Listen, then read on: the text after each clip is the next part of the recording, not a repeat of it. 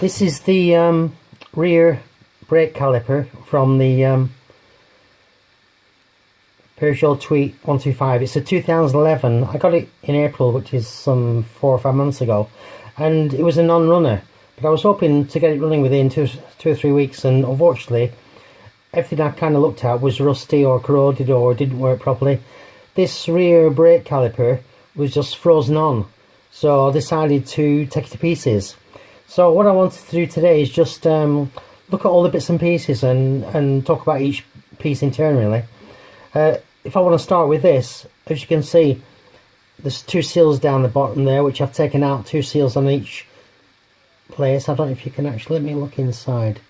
Yeah, I think you can see them now. Yeah, and what I've done with those narrow channels, which is where the seals fit, I've scraped out, if I just get the little tool,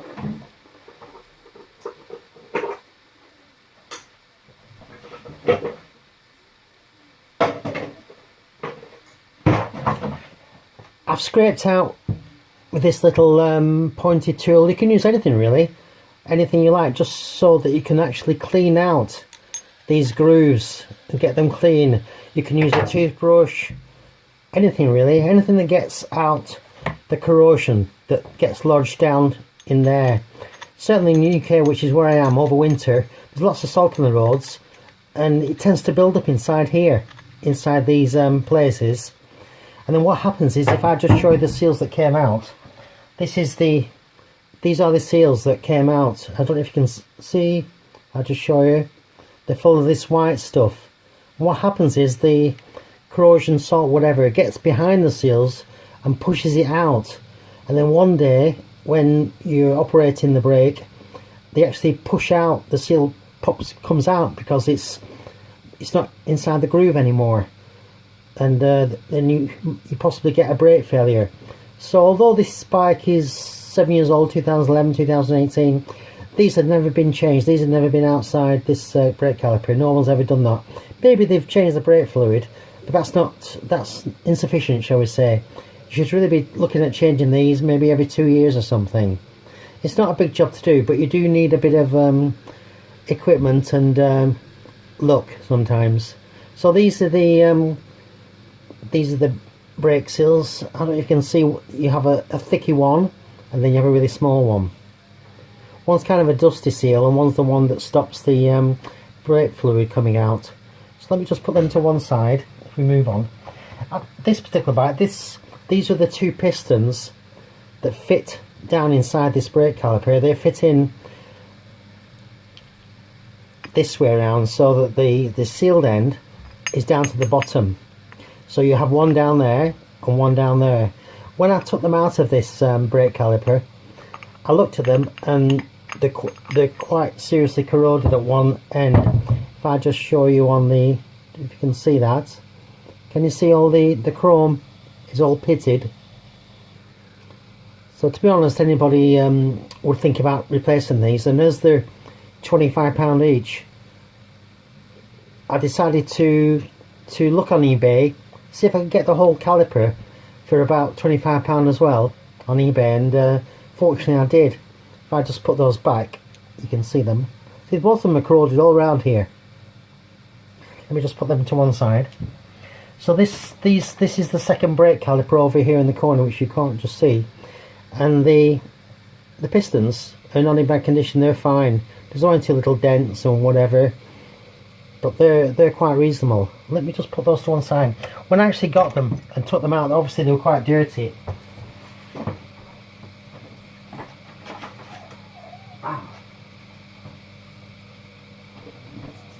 I would say when I took them out, they were quite dirty, the pistons, but I used some salt. Was it sulfur? I'll find you the tube, or put it down in the comments later on. But I used some cleaning that cleaned off and shone these up really. Obviously the idea is you want them clean, ideally no indentations, but any dirt that's on the surface, you need to get rid of it somehow. Never use sandpaper, never use anything abrasive, never. It can be easily damaged, this chrome. It's not a thick layer or anything. So let me just put this one side, we can move on a little bit.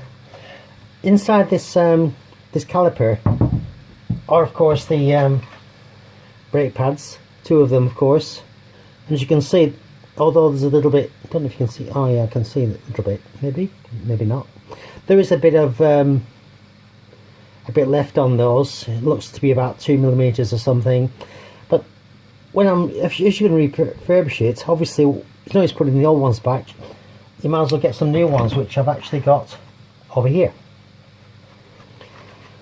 The Mart scooter, I don't know if that's any help. They're EBC ones, I don't know if they're brilliant ones or whatever, but that's the ones I bought for it anyway. SFA 264. So I don't think they were so expensive anyway. It's got organic score series, don't know what that means really. Anyway, I've got a new set anyway, and while I'm talking, this is the new set of seals. They might be in a £5 or something, but they're really cheap anyway. You can see them there.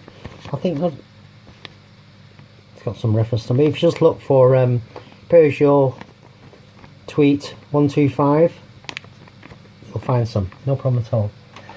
So the next part that they go to is this piece here. This is the piece that fits when it's all constructed. It fits in here. I think it's here. Or maybe it's the other way around. Yeah, it's like this. This one goes in here, and this piece fits over that way. I've taken out inside here is some rubber grommet type things. Let me just find those, and we can talk about them a little bit better. Yeah, this one here, everything's quite dirty. I haven't cleaned anything yet. And the other one is this one on this spindle here. So this big one fits in this top section here.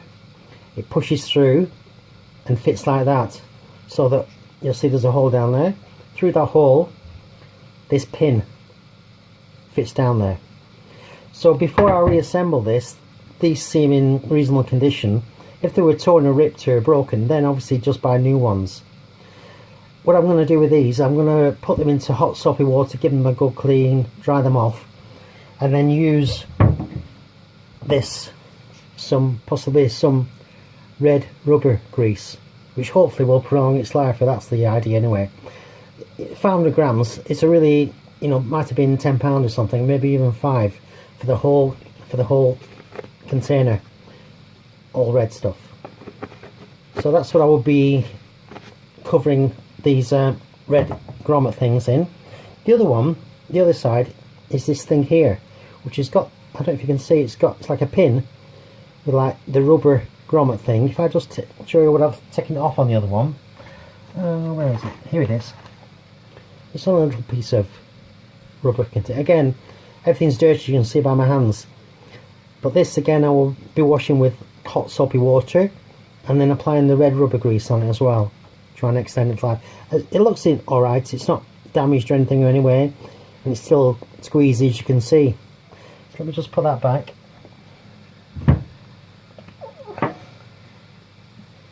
On this one, this particular pin, you'll see it's got a threaded end. This actually fits inside here. Which end does it go? There's actually I think it's here. There's actually on this here, there's a flat, and on this here there's also a flat. So this actually fits through there, and it's got this section here which screws onto there. I've dismantled this. I wanted to try and take as much of it apart as possible, but obviously there's no need to if you just you can just give it a clean with white spirit and hot soapy water, whatever, get rid of all the dirt. So that's those two little parts. Also inside the brake caliper are these two pins. This is what the actual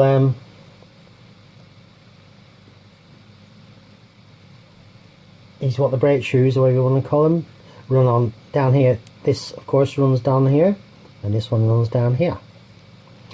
As you can see, looking at these two, they're in a bit of a messy state. So I think with some very fine sandpaper or emery paper or something, you can clean these off. I know a lot of people suggest that you actually put a thin layer of copper grease or something on them, whereas a lot of people suggest you don't use anything and just leave them clean. The idea being that if you do put some grease on, as you're driving along, lots of dust, lots of dirt is going to then stick to the grease. And as the actual brake pads are supposed to move along these, even though minutely, even a little bit, by having some grease and then you've got dirt all stuck to it, it'll stop that free movement. So maybe the idea you just clean them off and then just leave them free of all grease is perhaps the best idea. At the ends, you'll see that actually is where it screws into the brake caliper. If we just look through there, that actually goes through here and screws in there. Then I would suggest you use maybe some copper grease or something. Let me just show you. This is a tin of copper grease. Again, it's only about £5 or something, or maybe even 10 for the whole tin. It's going to last you a few years as well. It's sort of browny colour, quite thin stuff. But I always think with brakes, because you've got so much heat in there, often the best grease to use for the bolts or whatever is this copper grease, or some sort of high temperature grease. You can choose your own, but I think it's definitely better putting some grease in than not. I've even got some other grease which are so recommended for other operations on the scooter, recommended by a company in California. I don't know if you can read the name of it. Maxima waterproof grease. I don't know if it's got a high temperature. So this is actually a deep purpley blue, bit unusual for colour. So why not, even use that where you need to on anything with the brakes. Some grease is better than none. It's waterproof. Think about how much water is going to pass around this brake caliper when you're riding, either on the front and the back. A lot of water. So I think stick some grease on the screw threads and where it needs it. Otherwise you'll end up with, if grease is not there, you'll definitely end up with corrosion there. So that's the two pins that we just talked about. Let me just put those back. Actually, this little springy doodah thingy actually fits down at the bottom of the brake caliper, down there, like so. And it's like a spring steel, so it'll just spring out. You just push it out and give it a bit of a wipe over with some hot soapy water or whatever, just to get it clean again, and it just fits back in there, just pushes down into there. And obviously the brake pads just drop onto there and it supports them. It might be doing more, but that's as far as I can see anyway. You'll find behind these are the pins that go through the brake caliper, and there's little nil nuts which actually you can see there's like a hex. I don't know if you can see it. Oh yeah, maybe I'm trying to hide it. Yeah, the sort of a hex thing, so that fits on the top of there, just I suppose to protect it. But again, just stick some of this grease, the copper grease, or the other one, the grease-proof grease, in there. At least it'll be easy to get them out again. And obviously don't over tighten them. Over tightening is the enemy as far as I can see, really. You need to just get them firm tightness is how I would describe it, so they're not going to come out, but certainly don't swing in them like Tarzan. So let me just put those back.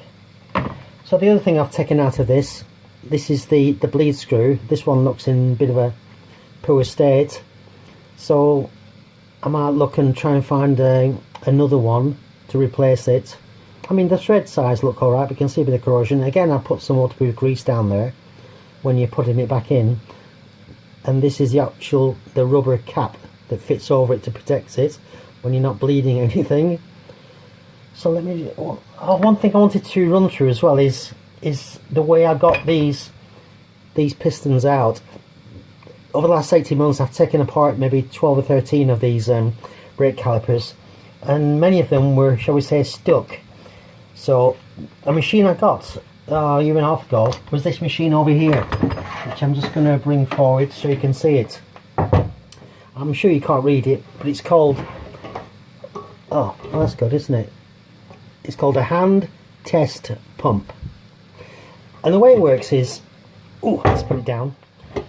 It's a pump, so you can see, or maybe you can't see, it's a pump. So you just pump like this. What you do is you put some water in the bottom, maybe a litre, 2 litres or something, yeah, maybe 2 litres, and it forms a vacuum, and then this thing here actually closes up. So when you start to pump, it pumps water through this pipe. And what I've done, I've adapted the end so that this particular end fits inside the let me just find the where is it? Where are you?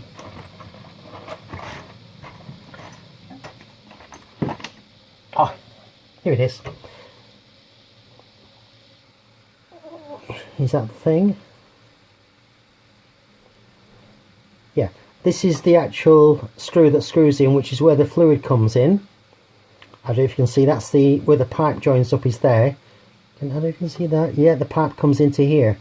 So I've removed this out, and I've put this has got the same end as that, and I've screwed this into the brake caliper, and then using this pump, and obviously it's got water inside it, and the pressure, this one actually goes up to, how many is it?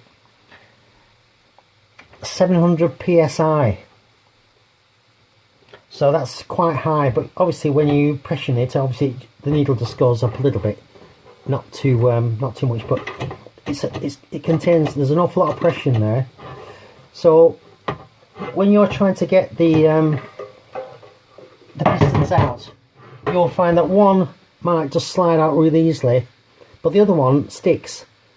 So the idea is you've got to hold one back while you push the other one out. And with this particular one, I remember both of them were stuck.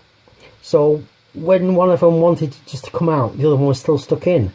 So what I did, I had to hold one and then put the pressure in to push the other one.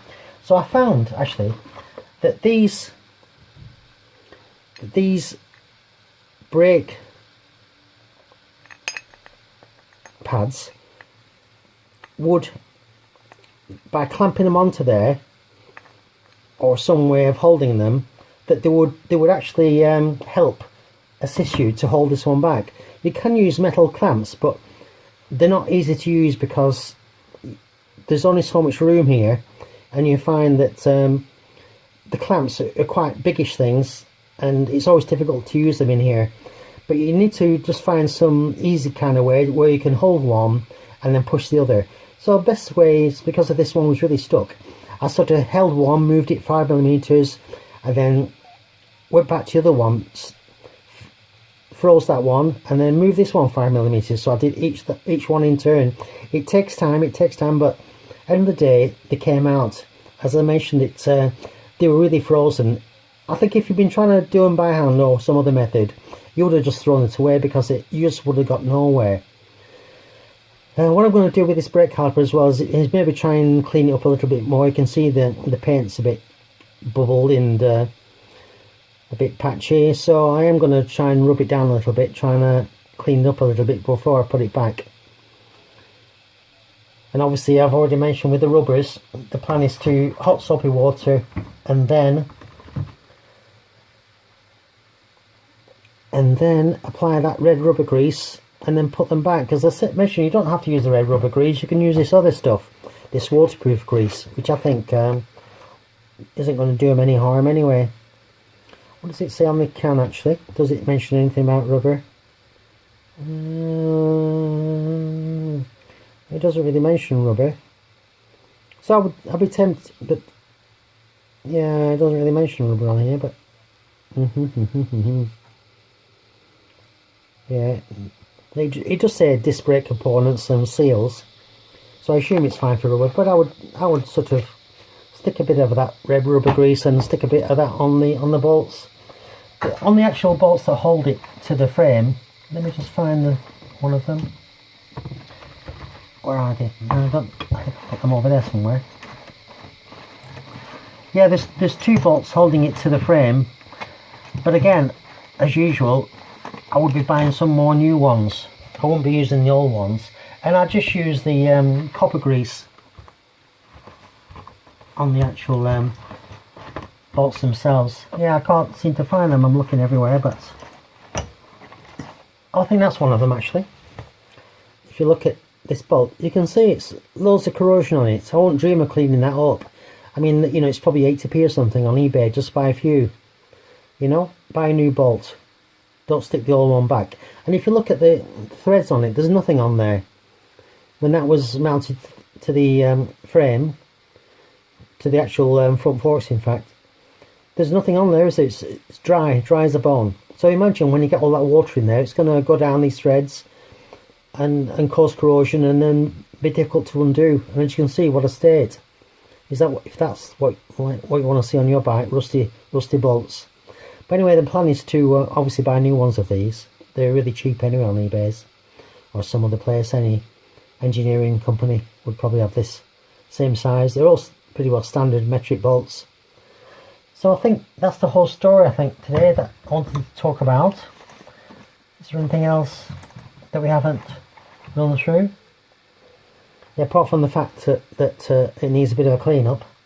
So I think that's it for now. Bye for now.